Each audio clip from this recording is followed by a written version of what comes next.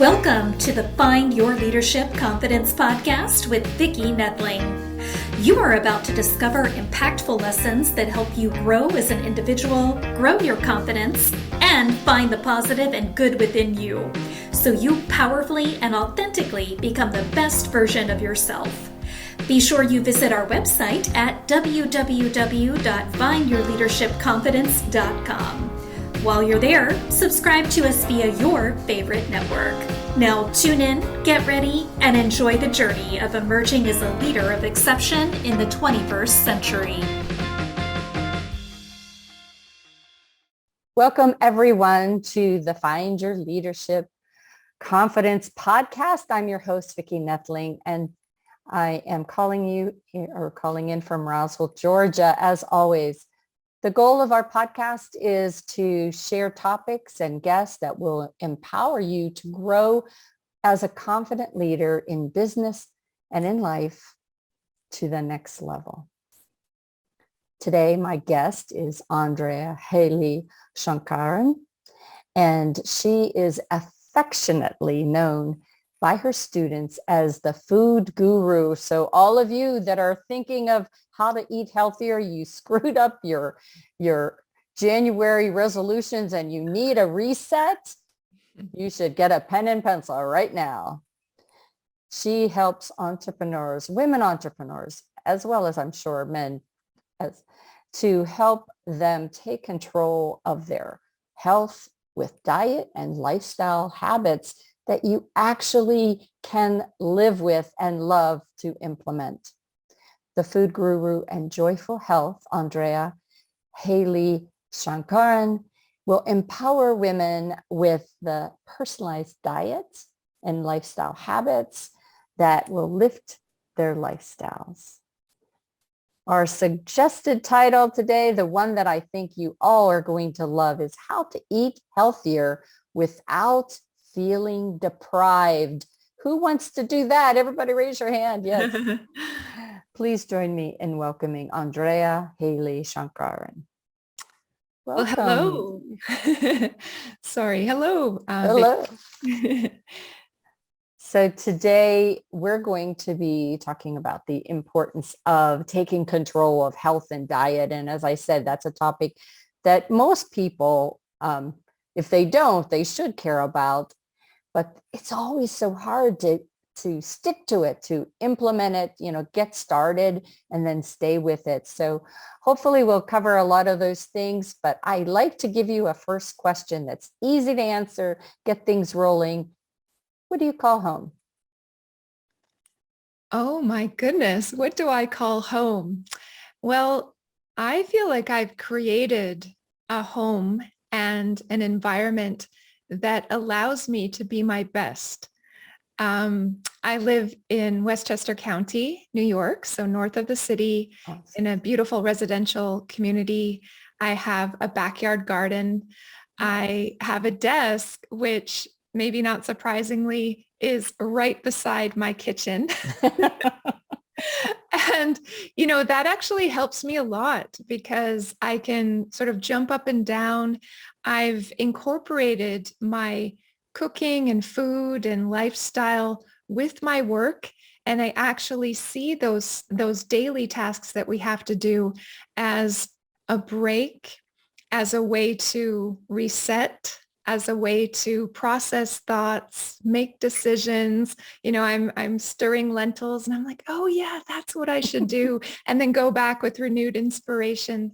So home for me is a beautiful place. And, I spent my life creating it because I knew what I wanted for a long time. And I just feel very grateful that I have that now to live and share with others. That's so nice. For me, the kitchen is my favorite place. When I bought my house in Atlanta here, the house itself did not excite me, but the kitchen had overlooks the green space. And I thought, I spend so much time in the kitchen. I'd love to be able to look out and see that every day. And that's what sold me. Nice. And I do agree that, cooking is it gives you a pause in your busyness because you have to, to be able to do those things, those maybe mundane things of stirring a pot to give you time to think about Yeah. life, right? So It's a awesome. mindset shift, right? When we Absolutely. can prioritize that time and see it as a valuable time, it actually invites a lot of mindfulness into the Yeah. day. Like you said, you don't want to cut your fingers. You don't want to burn yourself. And you have to think about the next thing and the next thing. So it really invites a lot of presence and mindfulness. And then in those moments when you have a little space, you can allow your mind to wander and process things that are happening in your day. And, we all need that. For sure we do. We do. Yeah. So you told us a little bit about yourself, but how do you help people? Right. So, more and more these days, my students have been saying to me that I teach practical things. So I'm an Ayurvedic nutrition and digestive health coach. And so Ayurveda is this traditional science. Ayurveda means the science of life or the knowledge of life. Oh, cool. And its foundation is really the 5 elements that make up all of nature and the universe, and understanding that these elements have qualities and that these qualities reflect differently in different things and in different foods and in different people.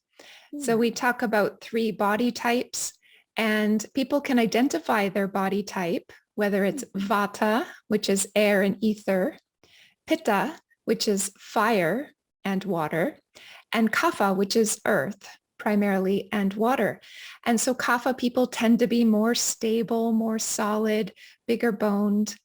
Pitta people are more that A-type personality, those leaders, the ones with a lot of focus and intensity. And the Vata people tend to be lighter and airier and creative and pioneering and fast. They talk fast. They do things quickly. They have a lot of thoughts. And so when people identify their body type or their dosha, they get a lot of insights into themselves. And then that becomes a starting place for the foods and the cooking techniques and the lifestyle habits, the practices that are most likely to be balancing for them specifically.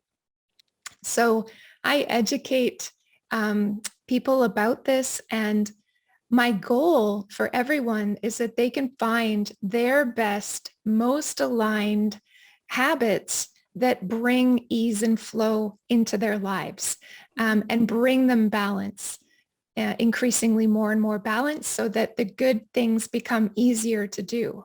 When you make a good choice, another good choice is easier after that. That's so true. And, I think that's what people struggle with, is making choices. Absolutely. And worrying, is it the right thing to do? Mm-hmm. And so they don't do anything. they get totally frozen in their decisions. Yeah. You started cooking to manage anxiety and stress. Mm-hmm. So what exactly do you do? How is cooking enabling you to do that? Yeah. Yeah. Well, so the first lesson in my signature program is eat to feel good. And the purpose behind that lesson is to understand that there's a connection between what we eat and how we feel. And it's not just a physical thing. It's not just affecting our physical health. It's affecting our emotional health and our mental health. And so when we're not eating well, when we're not eating in a way that's aligned for us, we can be experiencing these wild emotions. And, food cravings are a good example of that. And so we're not feeling balanced. We don't know why or how. We're stuck in a rut. We're being, influenced by all these different factors. And so bringing that, getting that understanding of what's right for you and starting to implement these brings more stability to the life. And could you tell me your question once more? Because I feel like I'm not quite getting the No, answer. no, you're explaining to us how how you manage stress and Right. anxiety by cooking. How has that helped you to be able to manage your stress? And I'd like you to also kind of touch on the last 24 months have been filled with stress, and how have you helped your clients in that situation where stress eating is a big part of what a lot of folks went through this last 24 months. I need to take notes. There's so many good things in there. So routine is one thing I want to talk about. And okay, so first of all, how I manage stress and anxiety. So when I got started in this about 25 years ago, I was quite young, in my early 20s, and I was experiencing a ton of stress and anxiety. I was a sensitive person and I didn't know it. And I had been taking everything in and holding that in my stomach, leading to what I would call a sensitive stomach, or just a tummy that was hurting all the time. And it was difficult. And I happened to travel to Central America for a 2-month vacation. And I experienced something that changed my life. And it was 2 things. It was the quality of the food, everything being grown there, prepared there, eating very simply, just everything that was just locally available pretty much. And the second thing was my observation that the people around me seemed to be more present and more honest and open and somehow more authentic than the people back in Canada where I was living. And somehow in my young mind, I put these 2 things together and went, wow, this natural way of living, this simpler way of living, there's something there that I want. I want some of that. So I got back to Canada and I fortunately discovered a book on Ayurveda, and the title was Life of Balance. And it started to show me this point about how what we eat is affecting how we're feeling, and also how the food is connected to nature. And how the food is connected to our consciousness. And so these things started to come together. And of course, they came together only when I started to cook some of the recipes in the book. And as I cooked these simple recipes, and as I observed how I was feeling, I then noticed, oh my goodness, I feel so much calmer. I feel so much better. I feel nourished in ways that I never even knew needed nourishing. I was really I became so attached to it that I would go visit my parents and I would bring with me a big box of vegetables that I had picked up from the local farm and carried them on a 10-hour trip back to my family. Mom, I'm here. And she's like, bearing gifts. obviously upset, like, my food's not good enough for you. But I need this. And that's how much of a difference it was making in my life. And I'm not like that now. I'm much more, free and open. But really what I do is I guide people step by step to be able to cook in a way, in a style of cooking that is more mindful, where they're engaging with the scents and the smells and the sizzling, where they're using spices that maybe they've never used before, like turmeric and cumin and cardamom, and they're aromatic and they're loving it, and they're loving the flavors of the foods.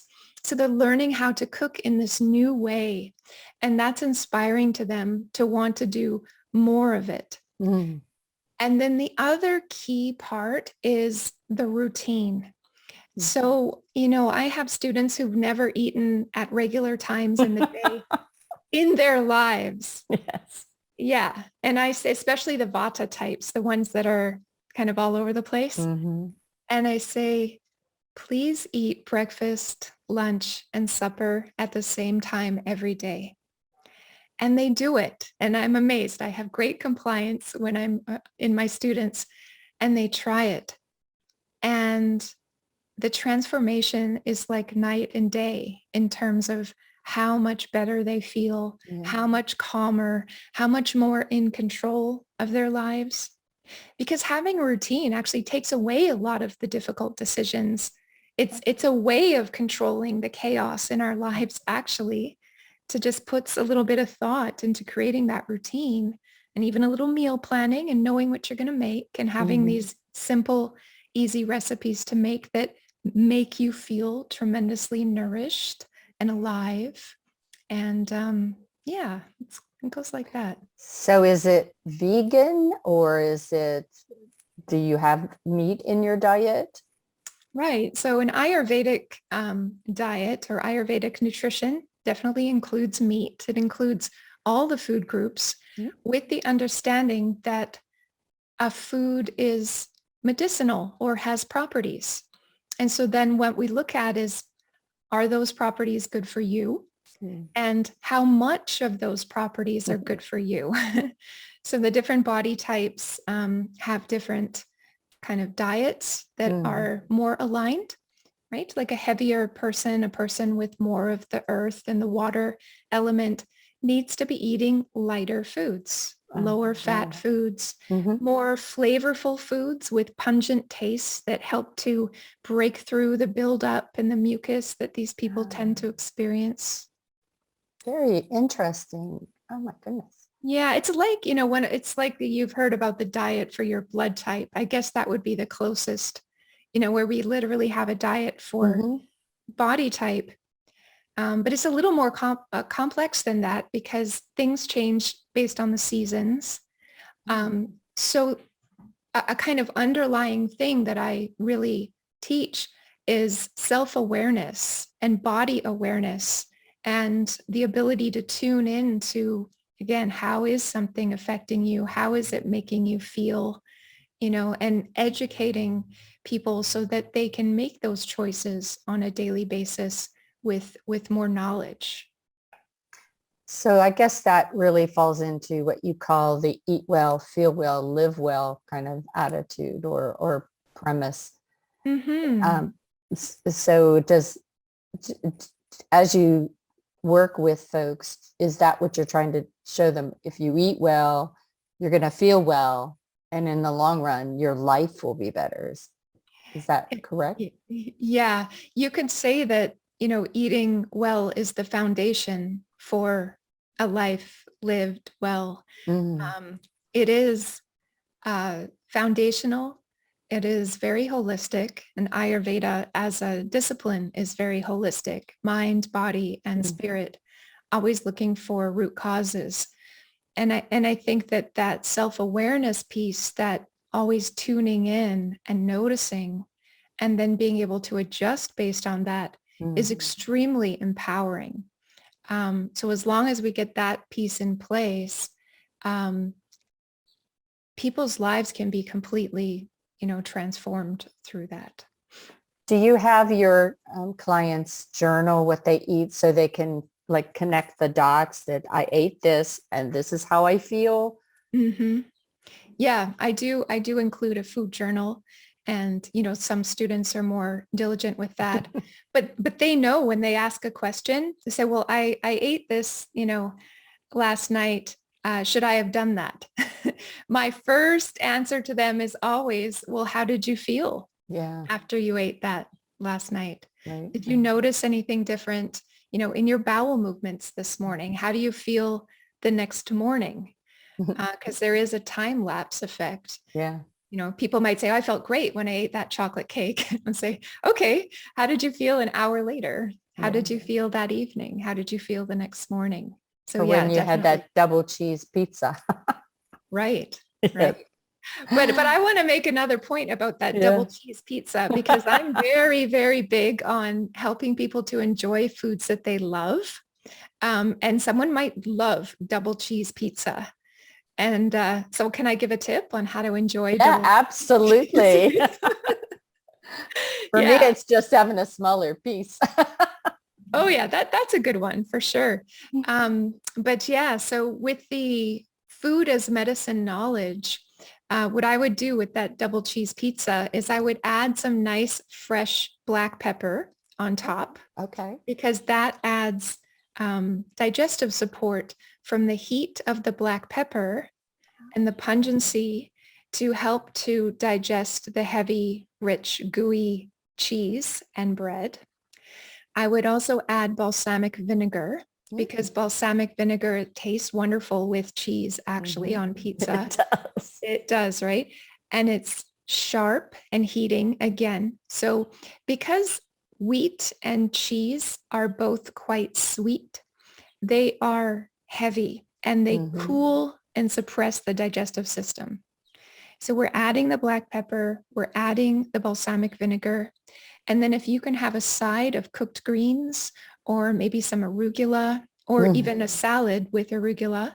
So now you're getting the bitters and the astringency, the fiber, and especially the bitter taste, which its quality again is to help digest and break up fats. So we're having the cheese pizza and we're loving it, but we're providing the digestive support and the antidote for the cheese pizza in the meal so that we can enjoy that and not feel, terrible the next morning. That's an awesome tip. I hope everybody wrote that down. So why is it so hard for most of us to eat healthy? Well, okay. I think that the biggest problem is utter and complete internet confusion. Good one. Why would you say that?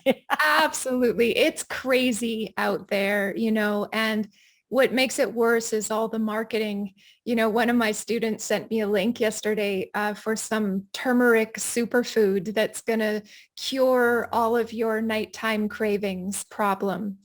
And, I said to her, Ayurveda has been recommending a warm spiced milk as a snack in the evening if you're hungry for, millennia. And here you have this product. The sales page was about 10,000 words long until at the end you're being asked to spend, $60 to get this huge pile of stuff that you'll never use. Right. Sounding familiar? And, how many of our cupboards are filled with these kinds of marketing, ploys and promises and science, modern science is really problematic because they delve into the minutia of the details and then come out with this crazy message that all of a sudden kale isn't good for you because it's got some ATBP2 that interferes with the QRL in your spleen. It's just, it's crazy and it's confusing.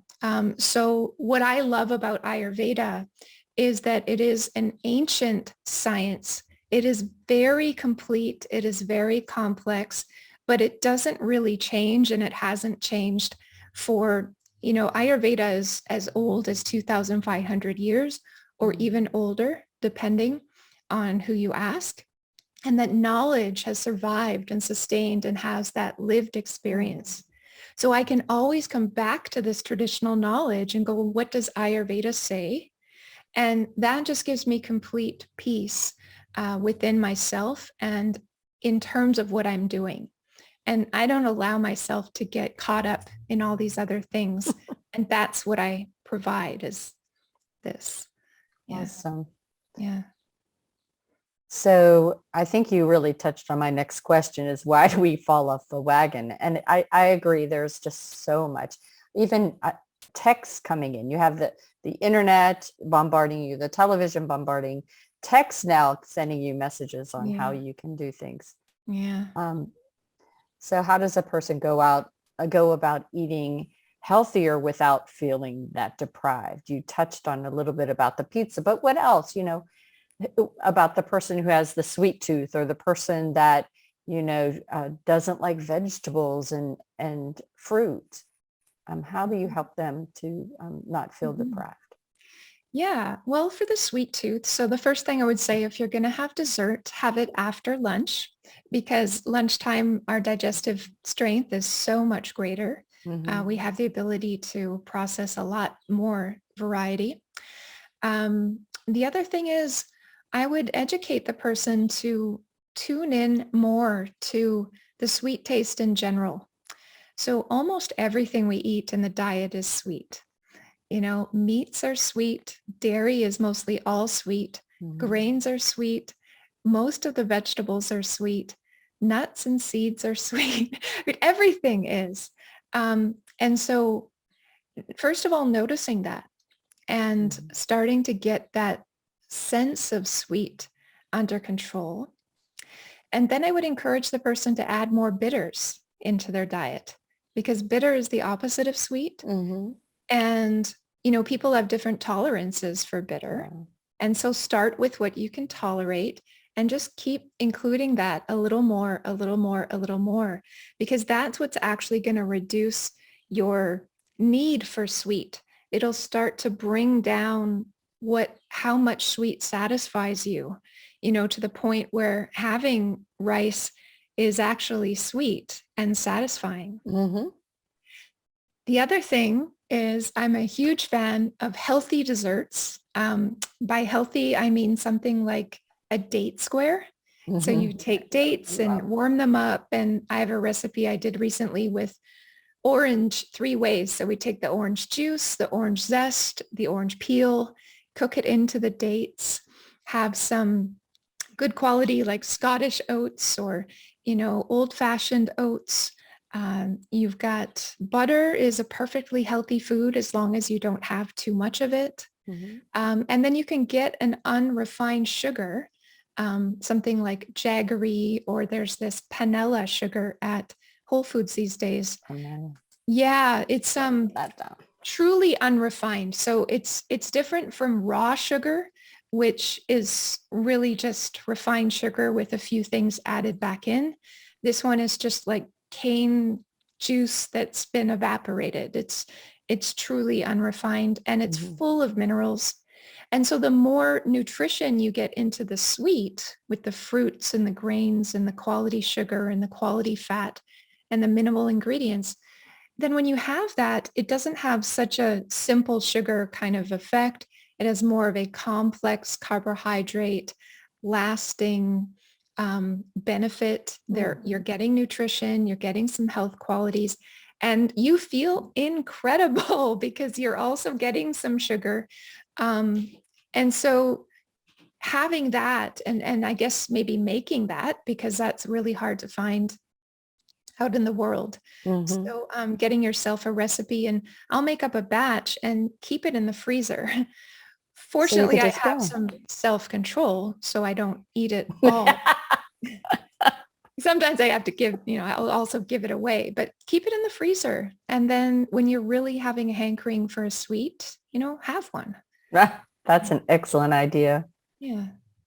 So now we're kind of wrapping things up here, but I'd like you to share 3 things that you wish you would have known when you were 20. Now, maybe I should push that back, but you know, you really started your journey in your 20s, but you know, at that time, what were you searching for that you know now that could have really had even more impact with you? Yeah, interesting. So this podcast is about leadership and confidence. And I actually got my start working in kitchens. It came from an inspiration over a pot of bubbling lentils one night, that what I could do with my life. And it was cooking. And so I started working in restaurants, and I loved it. I was amazing at it. I got so much positive feedback. I got so much gratification from feeding people. However, I saw no future for myself as a cook. And so I have a lot of regrets over leaving the kitchen because of not seeing the potential in what I was doing. I thought I would be stuck in the kitchen the rest of my life. And I wonder what it would be like if I had stayed. And because I was really good, I knew I was really good too. But I left. And I ended up getting a journalism degree and learning how to communicate, which isn't bad. And I'm using all of that. You And can now use that a little bit. full circle, right? Full circle. Yes. So that was one thing. So I wish I would have seen the potential for myself in following my passion, I guess, more directly and earlier. Okay, one thing I wish I would have known. The other thing is, oh gosh, yeah, I guess before I discovered the power of cooking, I just, gosh, this is a really difficult question. You can just stop at one if you like. That's Yeah, that was fine. kind of a long one, right? I Mhm. guess a huge takeaway from my life is just the power of self-awareness. Yeah. And I feel like I wasn't very self-aware at that time. And so I wish I would have grown up in an environment where I was encouraged to be more self-aware. So if there's, moms and parents that are listening to this, whatever you can do to encourage your children to, I guess, take responsibility, to look within, to be more present with themselves, then that would be another thing, because there's no substitute for that kind of approach to life. Very true. That's all about being accountable and really sometimes not having regrets. Mm. This next section is a fun thing for me. Hopefully you'll like it. It's just really top of the head, top of the mind. I'm going to give you 5 words or phrases and just tell me, what it makes you think about. So the first one's easy.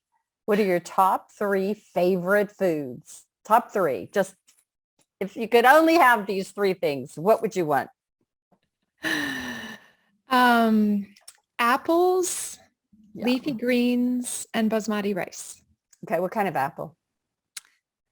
I love the tart apple. I can't give an exact name because I go to the farmer's market and there's 24 different types of apples, and I take a bag. I'm in New York. We're the second largest producer of apples in the country, and I take some of everything. The ones that are pinky red and large and crispy. Yeah, me too. I love a crunchy apple. Yeah. Best trick for avoiding the munchies? I think. Ooh. Well, yeah. A huge tip for your audience: 3 meals a day, no snacks, and have a complete meal. That's the only way that works, is if you have a fully complete and nutritious meal and it's satisfying for you. So some of that is the how you eat. You need to sit down and actually know that you're eating and enjoy your food. And then you get the mental and emotional satisfaction, and then you're good till the next meal. Okay. Smoothie versus a full meal? Oh, full meal always. Treadmill or yoga? Because it isn't only about what we do have to do some kind of motion or activity. So Yes, I'm loving my rebounder these days. what's a rebounder? A mini trampoline. Oh, It is amazing. You can get on there, control your movement, and get 2 minutes, and you got everything's moving, everything's flowing, your lymph is moving and you're breathing, and you can get back to work. It's so awesome and fun. I will have to just check that out. Yeah. And the number 1 takeaway you want our audience to remember from today? Oh, I want them to prioritize cooking specifically. Cooking for yourself is so, so important. And I know it takes time and I know it's difficult. But whatever you need to do, if you need to gain the skills so that you can have more confidence, so that it gets easier, but just real food doesn't have to be difficult. Cook real food, eat real food, and your life can change. Okay, well, my screen has kind of, let me just go here. I lost you. There we go. Okay, sorry about that. I wanted to get my PowerPoint up. I want to share with everyone your gift and have you talk a little bit about that. So Awesome. can you see my screen? I cannot. Okay, well, let's try that again. Vicki, I want to say you have such a calm and soothing voice. I know I do too, so it kind of takes one to know one, but Yeah. Now can you see my screen? Yes, I can. Awesome. All right. So you can see that it's Andrea Hayley-Sankaran. Mm-hmm. And her gift, which I'm going to see if she can throw in something extra here, but it's Your Health is Your Wealth, a game to unlock your entrepreneurial energy, freedom, and flow. Mm-hmm. I want you all to get a screenshot of this. We have her email address there. We have 2 websites, Good Gut Ayurveda, and then Buttered Veg Food Blog, which I think you're going to have to tell us a little bit about that one. What's that all about? Oh, absolutely. So I actually got my start in sharing my passion after leaving journalism for about 10 years in my food blog. So writing my food blog is how I really got into writing recipes, taking photos, and sharing my passion with the world. So you must visit the Buttered Veg Food Blog, which is full of vegetarian recipes written by me, completely fully flavorful, balanced. If you cook one of these recipes, you can experience some of the joy and that balanced foundational experience that I was talking about. That's awesome. Well, that Yeah. kind of goes with what I want you to throw in as an extra gift, and that is the date recipe. If anybody goes and gets her other gift, maybe she'll throw in that date recipe for you. What do you think? I think yeah, I'll do my best to follow up with you. It's not public yet, so I'm not sure how we can get it to people. But we'll figure something out. Well, put it out on your blog. Yeah. There you go. As a request. Yeah, put it out on your blog. Everybody sure. mark down that blog address because she's going to put that. Keep an eye out. Yes. I want that recipe. Yes, I'm publishing new recipes there every week. So awesome. Uh-huh. So she's on Facebook. She's got a business page there, Pinterest, Instagram, LinkedIn. Everybody needs to go ahead and check those out. Again, her free gift is Your Health is Your Wealth, a game to unlock your entrepreneurial energy, freedom, and flow. And the link is at the bottom. So definitely all of you, this is the last chance here now to go ahead and, before I stop sharing, get that screenshot. Awesome. So I just want to say it has been a true pleasure. I know that our guests are going to just really love hearing more about you and visiting your websites. We have run out of time, but I want to thank you, Andrea, for sharing your story, your tips, wonderful information about, what makes what you do so unique. But it's not unique because it's been around for thousands of years and we just didn't know it. I think that yeah, that's such a good point. The audience has definitely learned a lot today, and I know I'm very intrigued. As a 64-year-old that loves to do things to make sure that I have a great, fulfilling life and can chase around a 2-year-old. Oh my goodness. grandson. Nice. So definitely, I think a lot of the things that you said ring very true to what I do. I want you all to please be sure, take advantage of that screenshot, reach out to Andrea, ask questions, check out her blog and that date recipe, and definitely take advantage of her free gift. So I want to, just before we end, I always put a plug in for my book that just came out in February on Amazon, The Unstoppable Growing Your Confidence is my chapter 5. Nice. And you can definitely see that on Amazon.com. And then I just want to encourage everybody to do what you can to grow your confidence, to be enjoying the journey of life so that it is one that you will remember and be thankful that you had enjoyed that ride you took. Thanks all for being part of our podcast today. And again, I just want to say thank you to Andrea. Thank you for tuning into the Find Your Leadership Confidence podcast with Vicki Nedling, where we share impactful lessons that help you grow as an individual, grow your confidence, and find the positive and good within you so you powerfully and authentically become the best version of yourself. Remember to visit our website at www.findyourleadershipconfidence.com and enjoy even more great episodes like this one. Again, while you're here, subscribe to us via your favorite network.